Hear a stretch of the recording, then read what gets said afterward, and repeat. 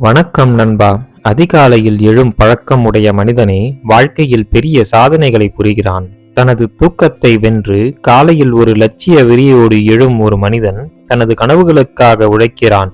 அத்தகைய மனிதனையே தோல்விகள் தாக்காமல் ஒதுங்கி நிற்கும். வாழ்க்கையின் மிகப்பெரிய லட்சியம் நீ வாழவே கூடாது என்று நினைக்கும் மனிதர்கள் முன்பு வாழ்ந்து காட்டுவதுதான். உனது வாழ்க்கையில் எவ்வளவோ துயரங்களை கடந்து விட்டாய். இனி வரப்போகும் சவால்களையும் உன்னால் சமாளிக்க முடியும். அந்த ஆற்றல் உன்னிடம் உண்டு. துயரங்கள் நிரந்தரம் அல்ல.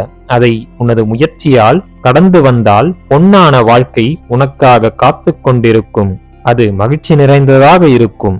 உங்கள் மனதில் கோபத்தையும் வெறுப்பையும் சுமந்து கொண்டு வாழாதீர்கள். அது உங்களையே பாதிக்கிறது. பல நேரங்களில் நீங்கள் வெறுக்கும் நபர் உங்களை காயப்படுத்துவதை விட கோபத்தினாலும் வெறுப்பான எண்ணங்களினாலும் உங்களை நீங்களே அதிகம் காயப்படுத்திக் கொள்கிறீர்கள். எனவே மன்னிக்க பழகுங்கள். கோபமும் வெறுப்பும் உங்களை விட்டு அகன்று உங்கள் வாழ்க்கை மகிழ்ச்சி நிறைந்ததாக மாறும். என்றுமே அடுத்தவனை பார்த்து விமர்சிப்பவன் தனது இயலாமையையே வெளிப்படுத்துகிறான். தன்னால் முடியும் என்று நினைக்கும் மனிதனுக்கு மற்றவர்களை விமர்சிக்க நேரம் இருக்காது, எண்ணமும் இருக்காது. அவர்கள் தனது கவனத்தை தன்மீதே திருப்பி தன்னை முன்னேற்றிக் கொள்ள என்ன செய்ய முடியும் என்று பார்க்கிறார்கள். அதனால் அவர்கள் சாதனையாளர்களாக மாறுகிறார்கள்.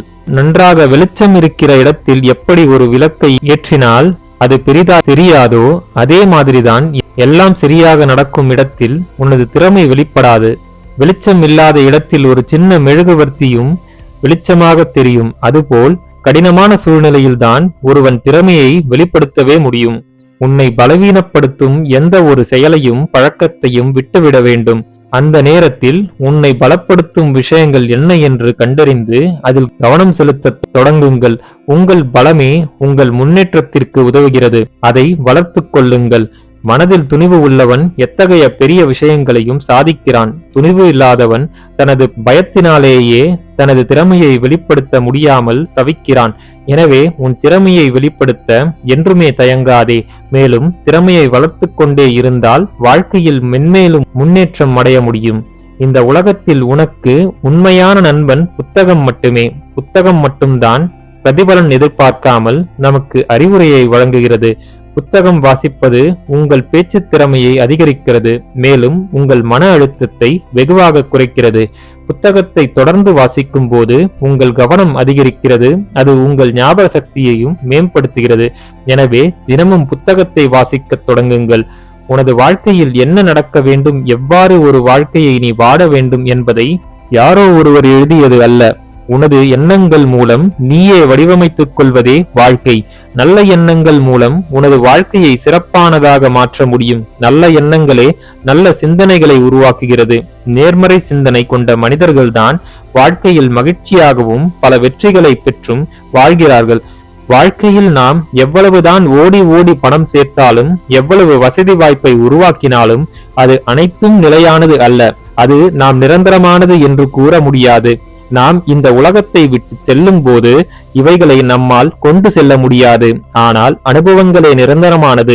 கடைசியில் அனுபவங்கள் தான் மிஞ்சும். எனவே நிகழ்காலத்தை முழுமையாக அனுபவித்து வாழத் தொடங்குங்கள். உன்னுடைய சோகத்தை பிறரிடம் கூறுவதால் மற்றவர்கள் ஒன்றும் கவலைப்பட போவதில்லை. அதை உனக்குள்ளே வைத்துக்கொள். உங்களிடம் உள்ள நேரத்திற்கு முக்கியத்துவம் கொடுங்கள். நேரம் திரும்ப வராது. நல்ல மனிதர்களுடன் பழகுங்கள். நல்ல பழக்கங்களை வளர்த்துக் கொள்ளுங்கள். உங்கள் தனித்திறமைகளை பயன்படுத்துங்கள். உங்கள் வாழ்க்கையை சிறப்பாக வாழலாம். கடந்து செல்லும் நேரத்தை சிறப்பாக பயன்படுத்திக் கொள்ளலாம். நேரத்தை நிறுத்த முடியாது. அதை பயன்படுத்திக் கொள்ள மட்டும்தான் முடியும். ஒரு மனிதன் அமைதியாக இருக்கிறான் என்றால் அவனுக்கு கோபப்பட தெரியாது என்று அர்த்தமல்ல. அவனிடம் கோபத்தை கட்டுப்படுத்தும், கோபம் வெளிப்படாமல் அடக்கியாலும் திறமை உள்ளது. கோபத்தை வெளிக்காட்டும் மனிதனை விட கோபத்தை அடக்கியாலும் அமைதியை கையாளும் மனிதர்களே வலிமை வாய்ந்தவர்கள். அமைதியான மனிதர்களே தனது வாழ்க்கையை நிம்மதியாக வாழ்கிறார்கள். பாசத்தால் நம் பிள்ளைகளை வறுமை தெரியாமல் வசதியாக வளர்ப்பது என்பது இன்று பரவலாக பல பெற்றோர்கள் செய்கிறார்கள். அது தவறு இல்லை.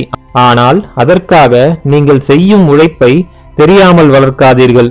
அப்பொழுதுதான் உங்கள் பிள்ளைகளுக்கு தெரியும் உழைத்தால்தான் வாழ முடியும், வாழ்க்கையில் உயர முடியும் என்று. உழைக்கும் மனிதனின் வாழ்க்கையே சிறப்பாக இருக்கும் என்று பிள்ளைகளுக்கு தெரிந்திருக்க வேண்டும். உங்கள் பகைவரே உடல்நலம் சரியில்லாமல் படுக்கையில் இருந்தாலும் அவனை நாம் நலம் விசாரிக்க வேண்டும். அவன் நலம் பெற உதவ வேண்டும். அதேபோல் எதிரியே வீட்டிற்கு வந்தாலும் அவனை உபசரித்து அனுப்ப வேண்டும். இதுதான் உயர்ந்த பண்பாடு. நம் பகைவன் அழிந்து போக வேண்டும் என்று நினைத்தால் அது நம்மையே அழித்துவிடும்.